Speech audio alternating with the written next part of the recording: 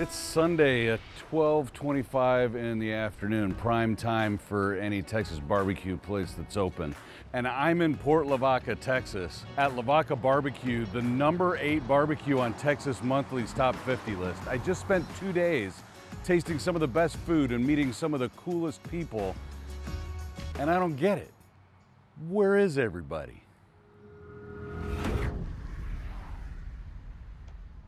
Over the course of the next, I don't know, close to an hour, you're gonna meet these people and you're gonna see the food and you're gonna learn with me how they cook it, and maybe you'll be able to come up with an answer, or maybe you'll decide that you wanna come down here and try it for yourself. Either way, come on, let's learn. You have 9 peers on the Texas Monthly Top 10 list. Every one of them sells out pretty much every day. Yet, you open to an empty parking lot. We open up to an empty parking lot. If you show up early, you don't have to wait. So for us, my mentality is you can come in, not have to wait, still have great barbecue. So I've told them, you know, after we see the foot traffic coming in, it's like we can't lose the quality. Small town deserves great barbecue too. Most of the time I open to an empty parking lot because I get disappointed, because then it's 30 minutes into the day, 11:30, and nobody's walked through the door yet. I don't expect our parking lot to be full. I just want people willing to make the drive to come visit us to see, because we are different. We try to be different than everybody else. We don't have anybody else's flavors in our head. We only have our own, and we're proud of it, and we want people to see it. But a lot of the days we just sit waiting. What's it feel like seeing the perfect brisket, the perfect ribs, the perfect cochinita, and nobody to serve it to? It's sad. It's sad. It goes to waste. I mean, we came up with the tamale because we wanted something different. We were cooking extra brisket just for the tamale. But now, you know, we serve the gumbo. That's what happens to our brisket when nobody comes. When the parking lot is empty, the first thing I think of is, well, I've got a little bit more extra time to make sure everything's right, and the sides and the desserts and all of that, get the employees in line and stuff. As the day goes on, yeah, we would love to have more people in the dining room, but a family of 8 comes in, we know there's a place for them to sit. So our thoughts are always positive, and we tell the employees, don't look at it as, oh, we're slow. Look at it as, this is my time now to be able to do this. It does feel a little like rejection. People not coming feels a little of like, why, what's wrong with me? What's wrong with us? Is it our food? Did we say something? Did we post something? But when we first made Top 10, we did have people coming for the stamp, and I appreciate them traveling so far. They said, you know, we came just to do this, just to make the list. Y'all were one of the first ones we wanted. I mean, I'm grateful. That's a lot of money, that's a lot of time just to come and try it. It's the standard 3 things: location, location, location.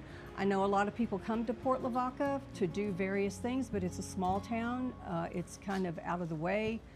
If he were in someplace closer to Houston, closer to Austin, perhaps, people would be beating the doors down. And we've seen it. I just need people to make the drive to come try it. The food still needs to get made just in case. You know, it's a waiting game because we're not line cooks. We don't cook to order. We cook it ahead of time. And if people don't come, then it's sadder. It's sadder that all my hard work just went to waste. You know, it's like that one kid that doesn't have anybody come to their birthday party. So yeah, I mean, I just want people to come to the party. They tell me that this is not your average Texas pork shoulder. It is not. This is a Cubano pulled pork. All right, so where do we start? So we have our average pulled pork shoulder. Okay. Start by scoring it so that when we season it, we get as much flavor as we can in it. Okay, so actually what we do is I like to go deeper. Oh, way down into the meat. Way down in there. So whenever it gets a crust on it, it's gonna kind of bloom like a blooming onion. You're gonna be able to just grab a chunk and get crust all the way around that square. So you're going like 2 knuckles deep? On me, it's about half a finger. So yeah, Okay. about 2 knuckles. Once you hit the bone is kind of where I stop. All right, how's that look? More? Perfect. Okay. So this doesn't dry out? I've always heard that like scoring beyond the fat line. No, I have never had a problem with it. Actually, my customers like it because whenever I'm able to serve and somebody orders pulled pork, I kind of just grab a square off of the pork butt and just shred that part itself. Cool, all right, so I scored too soon here. I should be doing wider scores here. The more scores you have, the more crust you'll get, I guess. Okay. Well, I'm all about the bark, about the bark, about the bark. Sorry. I know your dad, so I know you're used to dad jokes. All right, and then the same thing this way. Yep. Wow, so this is like, That's pretty deep. I can only imagine what this is gonna look like when it's done. It'll go a little like this. It's kind of like a little mini crunchy pork belly on top of the pulled pork. I'm excited about this. Yeah. Okay, what we have here is we have our frozen pork butt. The reason that we freeze these is because when I run it through the bandsaw, it leaves a real pretty cut. So this is the beginning of our cochinito steak. There was an article written about these steaks from J.C. Reed from the Houston Chronicle. I know JC, great And guy. we're glad to let everybody else see what actually he was able to enjoy. You can make yourself. We don't gotta take it out of the plastic? Nope, here's the beauty of it. It's almost like a bologna. Once we cut it, that plastic stays. Yeah. And when we thaw it, it helps hold the meat together like a rubber band. That's Hold it smart. together. Yep, so Cool. here we go. So how thick are we cutting these? So these are 1.25 inches. Oh, that's a nice thick pork steak, So look huh? at that. See how pretty that cut is? Yeah. But you see how it all holds together? This is just, Yeah. when you get them cut at the store, you can't get them that way. So now we have an achiote paste that we put on the meat. Gives you a little Okay. earthy flavor. Like a binder? It's a binder. Okay. And they come in these little bags. I'm gonna use 2 bags. We can probably get by with 1, but we don't wanna be short. And then water-wise, I don't want it to be too watery, so I'm gonna guesstimate. We can always add more, but we can't take some away. Right. And then we'll seal it. And so it's just water and paste, Just so water. we're just gonna thin Just it out. water. Okay. So it goes in here. Blend up. All right, easy money. Actually, this is real life. It got a little bit thinner. That's why we have an extra package. Okay. So I want to make sure you see the correct texture. So you're saying people that think this show is all fake? No. I mean, I don't want to show a bad product. So we're going to do that again. And now I can see it running down the sides. All right. Almost like a runny peanut butter. Okay. That makes for a great binder. Okay. So now I'm gonna give you the pork spice. Okay. And we'll get ready for that. So all I'm doing is taking it in the hand and we're just rubbing it. So good heavy coat then. You want it to just skim across it, and then I'll pass it to you here, and all you gotta do is season it and flip it over on the Both other side. sides? Both Okay. sides. Yep, maybe a little bit more. A little more, okay. About Lot right- of just like pepper that, on there you go. Okay. So are you comfortable giving me kind of an idea of, other than pepper, what else is in here? Paprika, salt, garlic, onion powder. A little heavier on the pepper. It's actually gonna be braised in a full packet. Oh, really? And yes, Okay. so that extra seasoning does it some good. You don't lose it. So just like everybody else, I've never made the drive down here, so I'm gonna be new to this too. And everybody that I've talked to that's made the drive has said this is something not to miss, so I'm looking forward to this. Look at that red color really developing there. Yes. Achiote paste is gonna give it a beautiful red color. Like if you eat it by itself, it's a little earthy flavor, but when we combine all our braise with it, it just transforms to something different. So now we get these to Kelly so she can get them on the smoker. Kelly, get them on the smoker. Nice hat you got there, Kelly. Thank you. It keeps my hair protected from the fire. I guess really you like it. gotta bend all the way in there to Yes, get to the end. I do. huh? I'm pretty short, so I have to go all the way inside, so that way, whenever it hits, I don't sear something. Great. So we're at the first door. Yes. Is this like a hot spot? We want these to be hot? Or? So we do want a pretty good crust on them, but in my pits, since Dad Designed it so efficiently, it cooks evenly all the way across. Wow. Since they're a little loosey-goosey, what I'm gonna do is squeeze it together to kind of let it keep its shape. Okay. I don't want that middle okay, exposed. I good. kind of just squeeze it so that way it stays as juicy as possible. All right. Usually I would say put the bonier, thicker part towards the fire. However, if I feel like the tail end is a little thicker meat-wise, then I'll put the tail end towards the fire. Whatever part is thicker on each side. And Dad put these nifty handles for me so that way I can reach, because if not, I would not be able to lift it all the way to the top. That's nice. And he's got counterweights out here. Yes. How long till we check them? Let's say 1 hour. All right, we'll be back 1 in an hour. Mm-hmm. So is that the same seasoning that your dad had me put on the pork Yes. steaks? On Yes, so cochinita? we use this Okay. on all of our pork. It's just a universal kind of goodness that we just like to put on everything. So I'm gonna give it, Should trademark that, universal goodness. yeah. We say things sometimes. Oh, I like it. So I just wanna make sure all the edges are good to go. Okay, so now seasoning the top all the way across like this. You see how we have like gaps where we Okay. cut? I'm gonna throw some seasoning in there. And we don't need a binder because it's going to stick. Right, There's no. enough salt in there. Yeah, and it's enough humid here in our town that everything gets sticky once it gets sit on the counter for 5 minutes. When you think it's enough, it's not. Just add a little more. And then hopefully it'll be good enough. All right, so let me give this a shot.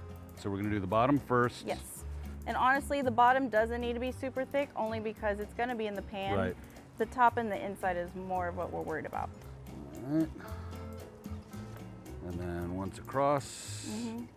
Because when I open the gaps, it's always white. I can see where I'm missing. Ah, the old why mustard makes a good binder on ribs secret, because you can see the yellow against the red of the ribs. Do these cook any differently with this deep of a valley in them? I feel like it cooks a little faster. No, it looks like I got a little bit heavier coat than you did. Is that all okay. right? That's fine, because once we put it in the metal pan, it'll be good to go. So these go straight to the smoker? Yep, straight to the smoker for 2 hours to start the crust. Perfect. All right, those pork steaks are looking nice after They a are. short time. They're already starting to get a little crust on the edges, which is nice. I'm gonna put the bone side towards the fire so that way it protects all the nice fat over here on this side. Makes sense. We can check it in an hour, see if we need to spritz it with a little bit of Worcester. Once these are done, these will start getting almost there to wrap. All right. Originally, we competed with barbecue. When we first went to competitions, it wasn't about being the best. It wasn't about drinking. It wasn't about having a good time. It was more about the atmosphere. But for me, it was more about the barbecue pits. It was like a car show for barbecue pits. So being a fabricator at the house, you know, you train yourself, being in the engineering field, I always wanted to create something that was better. And then Daniel Vaughn had wrote a story about 1,000-gallon smokers. And I was like, man, I want to build a 1,000-gallon smoker. But how, you know, you can't have one in your backyard. The idea was not to have this place. We first started thinking about it when we were doing cook-offs and small caterings here and there. And someone said, you know, you should open up a restaurant. We kind of laughed about it. And then I was like, you know, I've always liked being in the restaurant business. I used to be a waitress at a little small cafe in Vanderbilt. And I said, you know, when I retire, I think I could do a little food truck, just a few days a week. In your brain, next thing you know, you're thinking about, man, if I had a restaurant, we could end up with a 1,000-gallon smoker. And Loopy never thinks small. So then one day he brought me here to this abandoned gas station and said, here's your food truck. And I said, is it in the back? And he's like, no, this is it. We're gonna convert it into a restaurant. And I was like, okay, we can do this. Loopy's a good welder. When they started this business, he didn't want to just use the standard stuff that was out there. And so I have watched him building his own pits, and he had a very specific design for airflow and things like that. So it was a science to him what he was trying to create. So Loopy never says, I don't know how to do that. He'll say, let's figure it out. And that's what he does. He just figures out how to do it. And when it didn't work out just right, he would make adjustments to that pit until it did. So I think that's one of the reasons his food is so good, is he really knows the science of it. Back in those days, did you ever imagine yourself working in the food business and barbecue? Oh, no. That was never a goal of mine to work in the food business, but we are a very close family, and every time Dad has an idea, we all sit down and listen, and we all try to make this dream come true. Any business Dad would have chose to open, or we would have chose to start, I would have helped anyway. It's all for us as a family. So if Dad decided to open a fried chicken joint, you'd be a line cook right Yep. now? Yep, No. or on the register, or just unloading or something.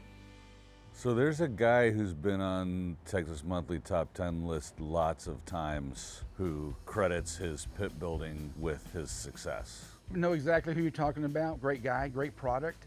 I saw him dragging a tank out of a ditch with his truck. I took a little bit different route. Now with the social media, I was able to find out exactly where in Oklahoma basically the junkyard is for tanks. And I paid $800 and got a flatbed with like 4,000 gallon, 2 500s, and they delivered them to the house for less than a couple $1,000s. And he's true. I mean, when you can't afford it, you have to build it yourself. So instead of spending $20-something thousand on a barbecue pit, I've got two right behind me that we probably have less than $5,000 invested into each one of them. Now you didn't build them the way Aaron builds. Yeah, it's almost like our food. We always try to be a little bit different. Plus, the other thing that happened with the pits is I needed Kelly to be able to get inside of them. So at 5 foot tall, you have a barbecue pit. I mean, it's up to her chest by that time. So we went ahead and lowered it. So by necessity, we have found that the way we used to compete was bringing heat up the middle. And both of these pits are designed to bring heat up the center. Kelly can reach all the way to the back of the pit. So they're specifically made for her and Christine. The air flows differently in your pits. Airflow comes up the center and it goes right over the top of the first curvature of the 1,000 gallon. So when you see it, the top of the pit is actually rusty. So that's where the majority of the heat is. When you have a pit that's lower, typically the heat comes up here, and you may have the first door that's dead or half a door. For us, we put our turkeys right by the fire, and we call them our crazy birds, because when the flow goes over, it puts like a downforce of more heat there, and it gives it a better coating. Is part of why your food is so much better because of the pit design? I attribute some to that, not because I made it, but it's really efficient. We're using 3-4 inches of ceramic insulation packed around it. When she puts her wood in it, it starts up. We want that dirty smoke to come in. It's basically coating everything, because pretty soon that thing is going to clear out and it's going to run super clean. You want that smoke buildup because we don't have that all the way through. So can I make food the same quality as you make on an offset that doesn't flow air the way that yours does? Anybody who's a great pitmaster can do that with anything. I mean, you could take a square box, put cinder blocks in the middle, put fire on one side, put a water pan over the blocks, and put your meat on the other side. You just created a offset smoker. So a couple months ago, we were filming with Byron and Stacy from the Shed Abilene when I suddenly hit the wall. I was exhausted, cramping up badly, clearly dehydrated. Now, I'm no stranger to heat. I film in Texas all the time, and I know to stay hydrated. I'd been drinking plenty of water with an electrolyte supplement, and I still got dehydrated, badly. I was in rough shape, miles from town, and not bouncing back. And then Stacy handed me a bottle of water and dumped in one of these element packets and told me to drink it. Now, the effect wasn't instant, but it was real. Something about that hydration felt different, and it stuck with me. So you guys know me, I had to understand the science. I had to do the research. So it turns out, when you sweat, the main electrolyte you lose is sodium. And my supplement wasn't replacing enough, which explains the cramps. So Element really is different. It's a science-backed mix with 1,000 milligrams of sodium, 200 milligrams of potassium, 60 milligrams of magnesium, with no sugar, no dyes, no fillers. So I bought some for myself, and now whether I'm cooking, filming, or training, Element's what I reach for. And since switching, I haven't had a single dehydration issue while I'm working. Now, of course, when I reached out and told Element the story, they got pretty excited, and they decided to sponsor a couple of my videos. Cool, right? So I'll tell you more about my research in the next video, but for now, here's some good news. Right now, Element is offering my viewers a free 8-count sample pack of Element's most popular drink mix flavors with any order. That's 8 of these single serving packets free with any Element order, even if you're a returning customer. Now, this is a great way to try fan favorite flavors or to share Element with a salty friend. So you can get yours at drinkelement.com/behindthefood. Now, this deal is only available through my link. You must go to drinklmnt.com/behindthefood. And thanks in advance for using my links. It really does help the channel. All right, you guys ready to get back to the story? It's been a few hours, so we're gonna go ahead and check and see if these are ready to wrap. Yeah, so we wanted about 140, 150, and yeah, they're perfect. We're gonna take our pork steaks. They look beautiful. We're gonna make a naranja agria, a sour orange. Sour orange. So we don't have sour oranges here, we create our own. So basically, we're gonna do 3 cups of orange juice, pulp free. Then we're gonna do 2 of the lime. On the orange juice bottle, it says for cochinita. Is that so people don't drink it? Reason being is if I have just a little bit left over, I don't wanna waste it, like here, and I'll throw it back into the bottle. Ah, okay. The most expensive part of the whole recipe is probably the foil, because we don't want to ever lose the juice out of this. I mean, that's the whole secret to the recipe. So we come in, we use a double sheet. There you go. We'll take that pork steak, and all we're going to do is set it in the middle, take a 1/3 cup, and we're just going around the outside of it. We're on the outside, so we're not going over the top. No, we don't want to go over the top so it doesn't mess up with the bark. Achiote is going to mix back with that juice, and it's going to be an amazing flavor. So all we do is seal the end, fold it over, and we'll get Kelly to put them back on the pit. All right. I was a first grade teacher here in Port Lavaca. I was a daughter, I was a friend. Now I'm Pitmaster first, but I still try to be as great at all those other things as I was before. It's just I have a little less time now. What were the first months like after you opened? Oh my gosh, overwhelming, because we didn't have a background in restaurant, how to run one, doing the finances, ordering the product. A month in, we were sitting here at 1 o'clock in the morning or so, and I told Lupe, I just have to get away for a little bit. So I went to the Catholic church, just praying that it was open, and we're Catholic, and it was. The priest was like, "What's going on?" And I just broke down, and I was like, I don't know if I can do this. You know, I don't know if this is where the Lord wants me. I thought this was what I wanted to do. And he encouraged me. He started laughing, and he said, "Girl, it's been a month." He goes, the Lord doesn't work that fast. He goes, "Just give him time." So, you know, that was just the encouragement I needed. I came back to Lupe and I said, I'm good. I talked to the priest, I'm good. Kelly and her dad and her mom had this awesome idea about opening up a barbecue restaurant. And it was really cool because Kelly would actually bring in briskets and different food for us to try. So we were the guinea pigs, which was really cool because we got free food out of it. And she would be like, yeah, this is what we think we want to serve for the restaurant. During COVID, she was teaching from home, right? Would have been from home. She would be in the storage room teaching, but I would have her running the pits. So I was training her here while she was teaching. So I didn't like just sitting at home knowing that everybody else was here working, and Dad's office called and said that he needed to go work more hours full-time instead of making his own hours because they needed more help. So he had to go to the plant. He looked at Mom and I and he said, one of y'all has to stay in the back with the pit. And he looked at me, he said, your mom's already up front. You know, during COVID, it kind of forced my hand a little bit of coming on earlier than I probably would have full-time, but it worked out. So at the same time, she was learning while she was still teaching. She figured that it was time for her to jump out of that because she didn't feel comfortable doing that. And it was time to give it a shot. But yeah, I mean, we put her in for a few weeks and I said, you know, this is timelines, this is what we need to do. And we need to keep this quality. And she has progressed. You know, so right now, I don't know the last time I ran a pit. You know, I'll build them, but she runs them. Did that feel like, hey, Dad's dumping this on me, or there's an opportunity here? What was that? They were worried about, you know, they said as soon as COVID's over, you can do this for a year, you can do this as long as you want. I don't know if it's just eldest daughter mentality that I have to take care of them, I have to help the family. I don't think so, because I've had opportunities where I could leave, but I think I just like it here now. And so I'm good at it, I think, and I hope to get better. I see people coming in, it makes them happy. So, you know, it has a little bit of everything that I like.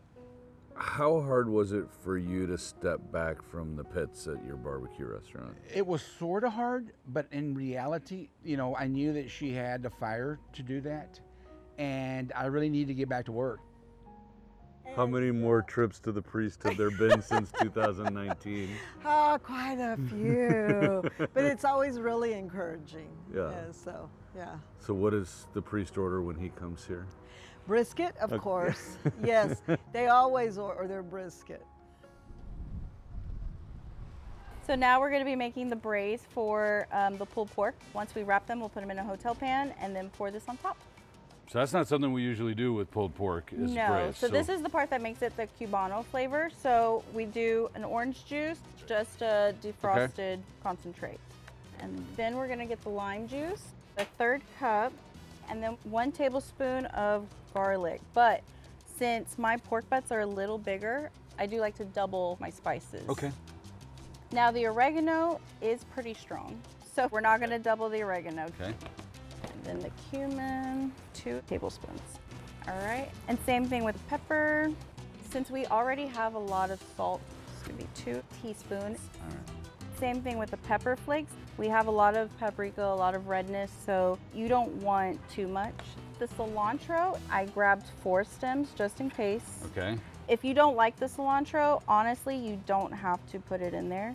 I know some people don't like cilantro, they have that thing. They do. All right, that's good. And we're going to mix all of our ingredients in. And this is why I like to defrost that concentrate. All of your ingredients can come out almost like a slurry. Ah, got it. And you can break everything up. It's just like a really thick juice. It smells better than it looks. Yes. Doesn't look the greatest, but I promise. It smells tastes delicious. good. So let's go get the pork butts. All right. Kelly, I don't think had a huge learning curve, you know, because we were doing cook-offs before and she was Loopy's sous chef. To her, it was like, okay, it's just another big cook-off. We're just gonna step in and do what we do. So it was about 2 or 3 weeks where I was crash course learning. He was showing me exactly his process of how to put everything on or when he puts everything on. And then the second and third week, he was like, okay, you do it. I'm just gonna be here if you need help. You got 3 weeks of training and then you're in charge of the pits. Mm-hmm. So let's look at the other folks on the top 10 list. Ernest Cervantes, trained chef. Evan Leroy, trained chef turned pitmaster. John Bates, trained chef turned pitmaster. Dane Weaver, a decade doing pop-ups, putting in the effort to learn. Kelly Navarez, 3 weeks of flash training with Dad. How do you get this good? I'm not gonna say I was top 10 quality after those first 3 weeks. I don't think I was. I'm still learning the best techniques and the best schedule for myself with some of the meats. We're always trying to make them better, always trying to improve. But once you start putting briskets on every day, you know, you start learning quickly what works and what doesn't work. And barbecue is a hard task to do because you gotta be patient, you gotta learn how to pivot and, okay, I need more wood, the wind's weird, you know, the temperature's weird outside, the humidity. I knew quickly what worked and what didn't work and what mom and dad liked and what they didn't like about my food. Because after that, if he would come in and he'd go, okay, this one's dry, this one's not. Where did you have this one in the fire? Where did you have this one? You need to know that, because if this one was too far, too close, or not turned right, you need to start paying attention. So I had all day to do that, and I don't have any help in the pit. I start it from the beginning to the end. I get the orders in, I pick them all out myself, I trim them myself, I save the trims myself. I know the whole process, and I don't leave until the job is done. Has the student surpassed the master? I'm afraid so. I'm afraid so. I hate to say, I mean, here we are on camera. I'd love to say no, but no, she has. She took one trip to Florida, and I ran the pit for a couple of days, and I was lost in a way because things have changed, and even though we talked about it, so she sent me a text about that long. Ribs, this is what you need to do with the timeline. So it was almost like we were back at a cook-off, and I couldn't wait for her to get back. So. As you can see, our pork butt is ready to be wrapped, actually. Never seen a pork butt look like that. Yeah. That is so cool. So we're gonna put them on a pan, and you can see that the juice is still in between. Wow. And yeah. That's so it does crazy. not matter how much spice we put, because, you know, little troughs. I was also a dancer. Got really great balance, by the way. All So right. we're gonna each put a pork butt in the pan, Okay. just like this. It keeps it nice and tight, so that way it doesn't Okay. go anywhere. I'm gonna pour half of mine, and you're gonna pour it straight on top.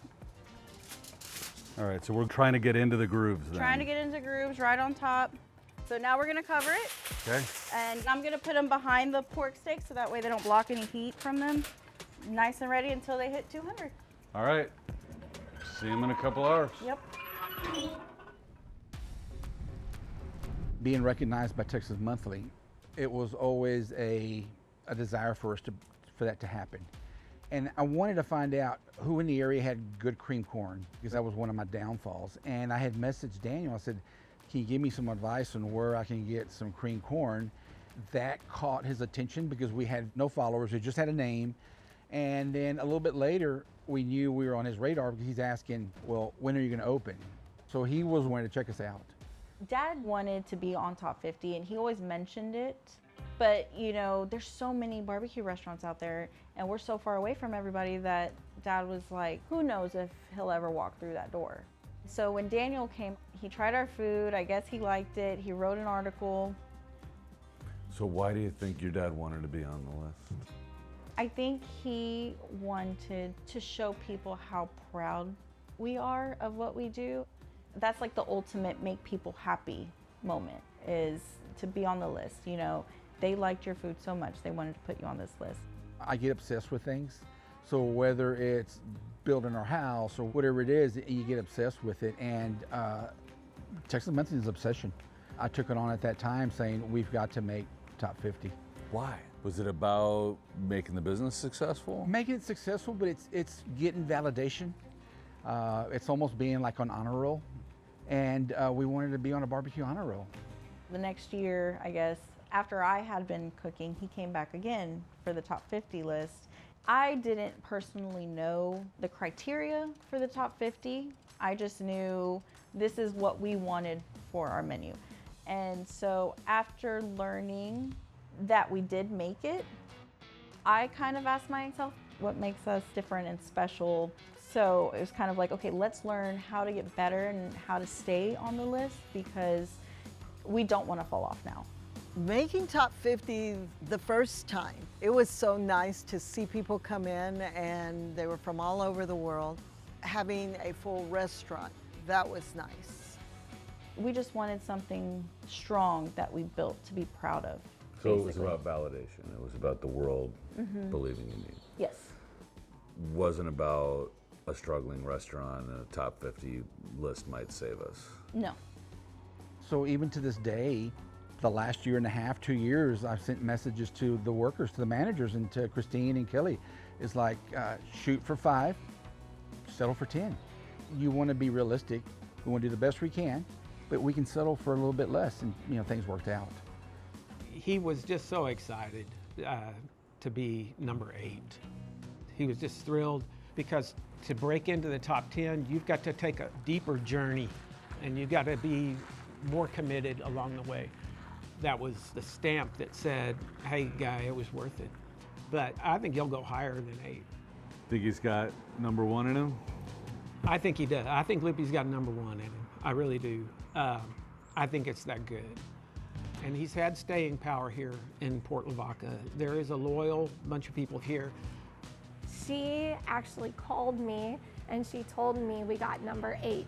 And I was so excited for her. And she was like, yeah, we're gonna have a celebration if you wanna come over. And that was a huge deal to say that they were in the top 10.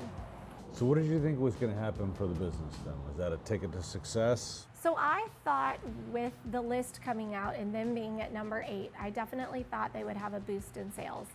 And unfortunately, they didn't have too big of a boost. They had a big boost the first maybe month or so after the list came out, but then it didn't, it just kind of trickled out.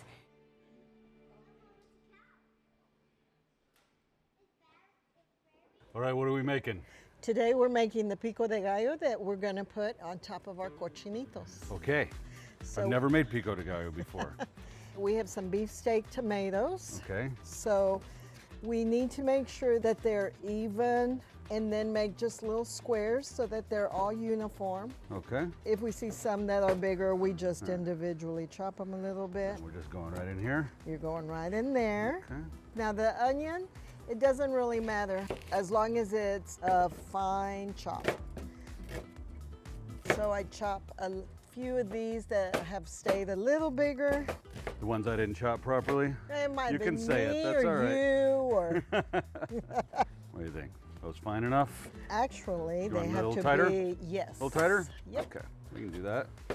We can put those in there. And there you go. Awesome. So we also have 2 jalapenos. Okay. We first seed them and then we'll finely chop them. Now you have a little rhythm to it right little bit. there. I can dance while we're cooking? There you go. So we have a bunch of cilantro. Of course. If you have big stems, you can throw those to the side, but usually I keep the stems and everything in there. Oh, really? So what does the stem taste like? I've always obsessed about getting the leaves off. It gives it a stronger cilantro taste. If you don't put a whole lot, it gives it that. Yeah, this is not like Extra. most herb Right. stems. Uh-huh. You just saved me a whole bunch of pain pulling stems. All right. And then we can quarter a lime. Oh, look at that. That's a trick I haven't seen before. Yeah. So that way you don't have to have a juicer on hand all the time. Seems like tongs are always in the kitchen, but not a Yeah. juicer. Kosher salt Okay. has to be kosher. And I'll let you do the honors of mixing that up. Okay. A light toss got us there. All right, now what? We get to taste it, so make sure you get some jalapenos, some onions. Cilantro in there all in Yeah. one bite. Cheers. Cheers. Oh, that's so Perfect. good. It tastes as fresh as it is. I guess that means we need to go get some cochinito. Yes. So the top 50 wasn't a ticket. No, it wasn't, but it kept the doors open to where travelers still knew about us. And then with the stamp, people wanted to come in for that. And so that helped a lot with word of mouth. It's always been, you have your locals first. They're the ones who are gonna make you or break you. The others are just people who show up. You can't open up a business expecting that top 50 is gonna be the answer. We've never had people waiting. Not until we made top 10, we've had, I can count on one hand how many people have been here before 9 o'clock. After we made top 50, it was about us getting better. We want to prove why we made the list in the first place, because we are an unknown spot. We didn't train or learn from anybody else. You know, we're self-made, self-grown. We're not in the big towns. We don't have the option of visiting everybody to remind them, hey, we're here, you know. But the first top 50 was 4 years long. that's a lot of time for people to know you're there but forget you're there. And so I think before top 10, we were going to shutter our doors. It was the last 4 years are very, very hard. And then when top 10 hit, it was like, yes, this is our saving grace. And everybody who visited said, this is great. Y'all should be in Houston. Y'all should be in San Antonio. This is just as good, if not better. They say build it and they will come. You built it. You have a clearly superior product and differentiated product. Why don't they come? I think that we're maybe too far away from the inner circle. You've got other places that have same quality or better, and it's just too easy to go down the street and get something. I'm sitting here thinking, okay, so why don't I have a line? And I'm honest with people. I'm like, hey, don't lie to me. Tell me if you don't like something on this plate. Tell me what I can do to improve. You know, I can take it, let me fix it.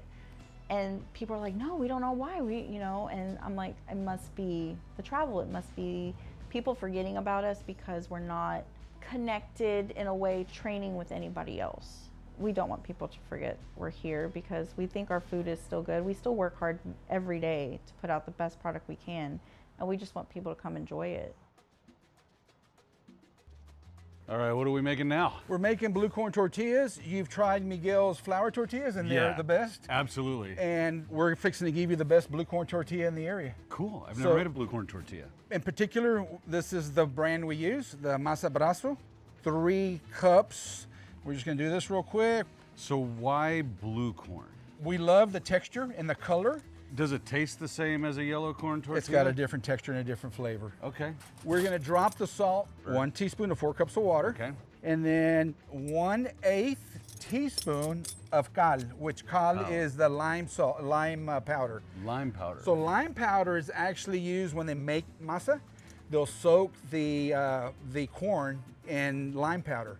Okay, so when Arnie Tex took me to the tortilla place and I saw the buckets with all the corn soaking, And it they was have some soaking in lime. It had some lime powder in it. So all we're doing is reintroducing that texture and bringing that full flavor back. Okay. Doesn't take much. Just drop it in. Okay. And you're gonna see how it's just gonna change the color of the water. And the reason that we use the masa is because when you introduce lime, if the masa has been dyed with fake coloring, you start getting some purple and red tinges in it. Wait, that's a thing? That's the thing. This particular brand, it's all true. Are we gonna sell out the people who faked it, or are we gonna? No. All right. No. So for right now, I'm gonna do 2 cups, and we're just making a little slurry, and it's really getting hydrated. It's all texture, so I'm gonna go ahead and just sprinkle a little bit more in here. Now it's a little sticky, but I'm just gonna work it. Okay. And work it. Work it. Yes. You can tell it's a little stiffer. I mean, it's not sticking to my fingers now. So this is the point where it starts getting good. Okay. So we're gonna put this in here and we're gonna let it rest for another 10 or 15 minutes. All right. So we've got our masa ready to go for tortillas, blue corn, but I want you to feel the texture like if you were at home. Go ahead and put your fingers into it. So this is something, this is gonna be the texture again. You want your fingers to go in and nothing sticking to it. So it's almost like a great Play-Doh. Okay. So we have found that for us, the perfect size of tortilla is a 50 gram. 50 grams. Christine's real particular. When she does them, it has to be right at 50. So we can get close. Here's 52, we're gonna roll with that. Roll them up tight. Get them tight. And we don't have to put wax paper between layers or anything, it's just... Nope, if they don't stick to your finger, they're not gonna stick to each other. Oh, okay. It's close enough. There you go. All right.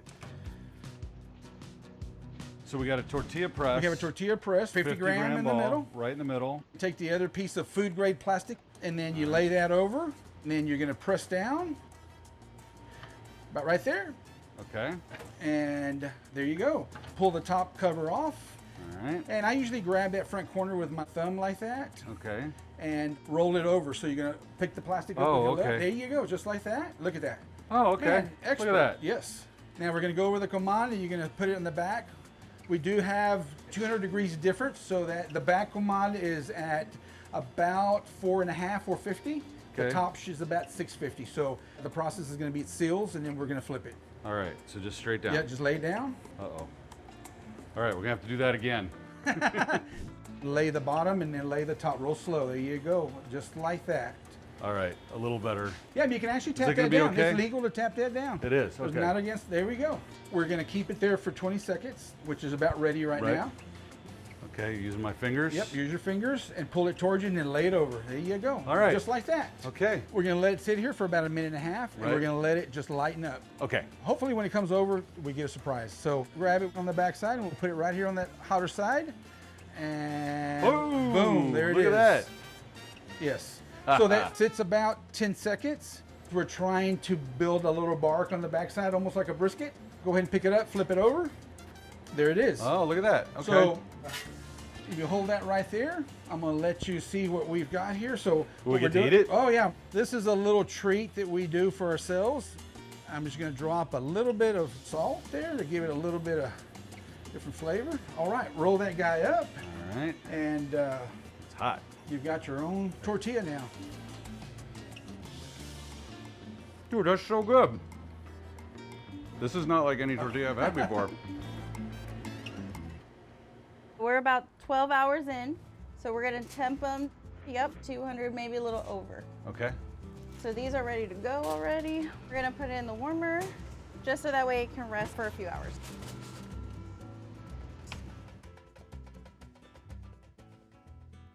You ever want to just give up?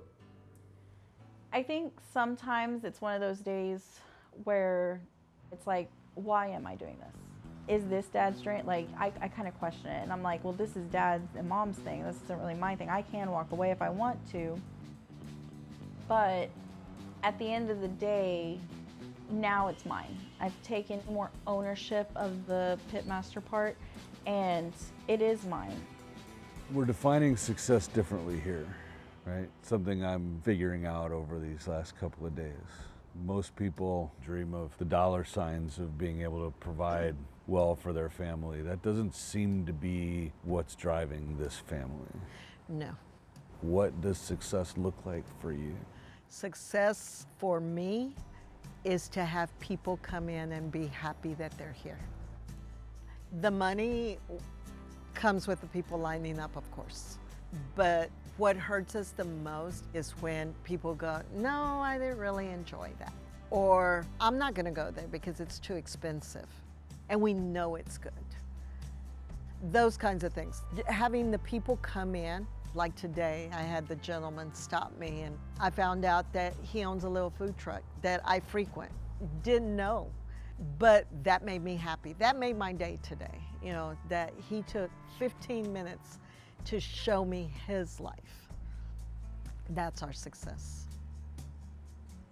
Honestly, I think success would, in the back, it would look busier. I would be making a lot more sausage. I would be more hands-on than ever. We would be able to hire more help for mom to be able to step away and focus on new recipes or new specials or paperwork or more caterings, because we do say yes to every catering that we have, no matter how big or small, because we have to. We don't have the luxury of turning anybody away because we need it. But we want people to come in so that we can work harder to make better food and build more in the back. You didn't mention money. No, That's not how you define success. no. I guess not. When Daniel came, I came in later after he'd visited, and I told him starting tomorrow, we're starting for the next 4 years, and truly we have. So we're already trying to be more innovative, cooking on our caso, coming up with different menu items, trying to pull a change on Texas barbecue. So even if we never hit huge financial goals, if we can continue to stay on the dean's list, Yeah, I mean, of course, I mean, we're gonna do whatever it takes to, we've invested too much just to walk away. what's better, $1 million a month serving choice brisket or $100,000 a month losing money but serving prime? 100,000 serving prime, because we have not brought the quality down, the quality of our family, the quality of the restaurant, the quality that deserves to be here. So you could probably be a bigger restaurant with more volume if you took the quality down a little bit, made it more affordable. You could, but we wouldn't. I mean, it's something that we stand behind. We offer less costly products, but they're still the same quality. If you want a chicken leg quarter, by the time we finally figured that we were gonna put a leg quarter on the menu, we were 4 months in. Just to give you some of the process that we go through, just to give a great product out, even that's the cheapest thing we sell, is if you cook a leg quarter all the way to 170 degrees, 180, it removes the blood from inside, right? So then you've got the issue without flash frying it, if you put it in the warmer, it gets rubbery. So we have figured out a way that, you know, going back to competition days, we'll take a leg quarter, pop the top bone out, break the joint. Now when you cook it, you take it to 150 something, 160, it continues cooking, and now you don't have it bloody, and now you've got a juicy leg quarter. And then we have found a way to make the skin bite through by the way we hold it in the warmer. And we didn't put that out there till we figured out even a leg quarter. Why not lower the quality, make it cheaper? No, we will never do that. What if it means failing? Then we fail because, I mean, we're not gonna do that. And if worse comes to worse, then we pivot and we make something else, but we will not lower our quality. So how does a first grade teacher get that kind of pride in food, that ethic? My parents. Definitely my parents. When my dad built the house, he had a family environment in mind. Our kitchen, the way it is set up, the house, the way it's set up. We cooked together. We learned how to do all of that as a family.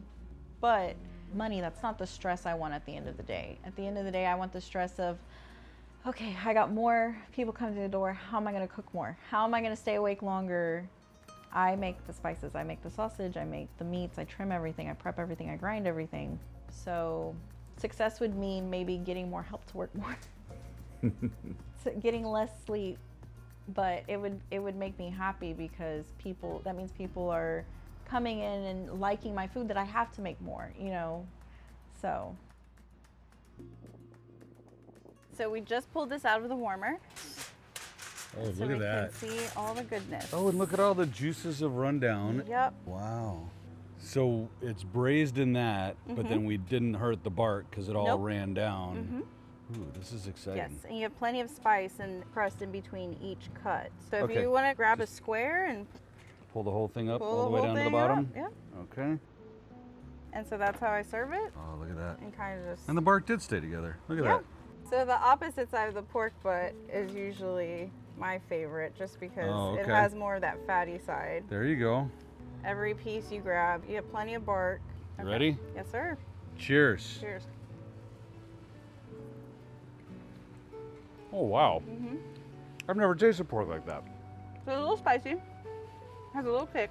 But it's not just pork and salt and pepper and smoke taste. Like you've got a flavor profile that's penetrated all the way into the meat. And that's what those cuts help do. If you take some of it and you actually dip it back into the juice down here at the bottom of the pan. Oh boy. That's my dad's favorite. I already know what this is gonna be like, but I'm all about it. All right, here we go. Oh, wow. Yeah. Got a little more heat. A little bit. This is awesome. Yep. Nice job, way to go. Thank you, thank you. What's it feel like as a dad to see Kelly in these circles with the respect that she gets? Oh, it's an honor because each one of our kids has a talent. Our middle one is an engineer, and when Kelly and Christine would sit in the restaurant and talk teaching, I'm going, okay, I don't understand what you're talking about, but I'm just gonna sit here. And when Monica got into engineering, all of a sudden it was like, oh, we can talk plant because we have the same interest. Now Steven's in marketing and we're able to do the same thing. Well, with Kelly, now we're in the middle of barbecue. So yeah, it's amazing to see her be where she's at. Training her from the little bit I knew that I could put together, she's pretty much just carried the ball for us. Kelly's a hard worker. I've known her since she was born. It's been a joy watching her grow up. And they kind of had to come to a point where they just made a decision. Okay, you want to do this? You really want to do this? Because I think it was his vision that she would be the Pitmaster one day. Because Loopy was the Pitmaster. She made a tough decision to walk away from a career in teaching and to do this. And I think it's paid off. What do you wish the world knew about Kelly that they don't know? Oh my goodness. She's self-motivated. I mean, to get over here early in the morning and leave late at night, and really proud of her being one of the few female pitmasters in the state of Texas. More than that is being off of our tree. So Christine and I can go, hey, we're the little tree, Kelly's the next little branch, and you know, we're growing our own tree. Kelly is a lot of fun. They see her serious behind the board. They see her in the pit, but she's really positive and fun. She's just an amazing human being. She really is. She is just so caring and she's so thoughtful. I mean, that's with Christine and her dad as well. I mean, this family-owned business, they really do care about the people that come in here. What do you wish everybody knew about your mom that they don't know? She's Superwoman. I mean, she holds down the fort in every way possible. She's the proudest, I think, because she does see everything that has to go on with this business. But she is also the most sensitive when it comes to people not coming through that door. She is the strongest woman I know, and she doesn't like to show it, but I think she has her breaking points of like, can we keep this going? We want to keep doing this, but if people don't come in, we don't know if we can keep doing this. What do you wish the world knew about your father that they don't know? He talks a lot. He's very proud. He gets excited about all of this, about all of us. And he tries for us to work as hard as possible to show people what we've done, what he's done. And I think he takes a lot of responsibility for starting it. And he doesn't want to feel like he let us down by it not surviving. Does that motivate you? Are you worried about letting your dad down? Yeah. I'm firstborn Mexican daughter, so yes, every day of my life. The sun is down. It's been a long day. Yep. But you guys say it's going to be worth the wait, right? It's going to Gonna be worth the wait. All right, so show So me how good. we put these together. There you go. So the customer gets to see it opening. And the reason for the double full is exactly what's in there. So we went from an orange colored juice with achiote, and now it's created its own little goodness. Wow, that smells incredible. So we're gonna put it straight on the banana leaf to catch Just the juices. To catch the juice, all right. Pour a little bit of the juice Oh, on we're top. gonna- Yes.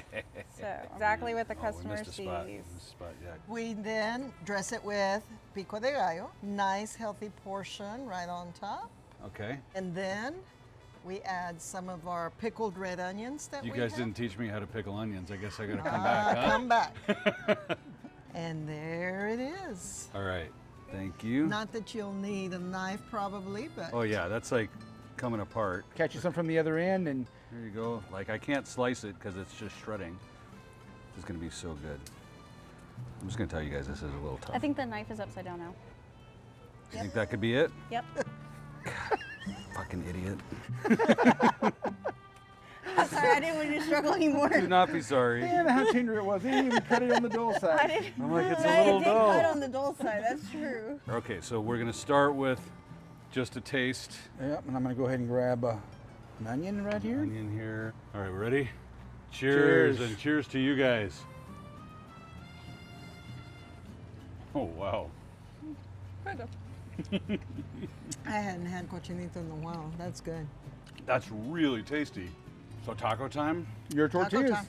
The beauty of the recipe that we just did is we're gonna turn it into a little rose, and then we can unfold it and turn it back into a taco. I've never seen a corn tortilla that you could do that with. Yes. So all right, so should we Yeah. assemble? Symbol.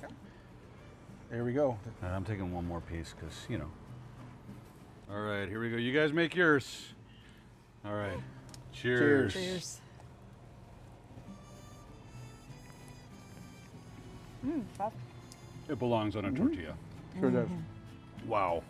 That's You're right. really good. It was totally worth the wait. Yeah. Guys, this has been so much fun. And I've learned so many things, like about cilantro and about how to score a pork shoulder and obviously how to make that. This has been just a blast. Thank you for you. coming. Thank Appreciate you. it. All right. I enjoy having you guys as new friends. Thank you.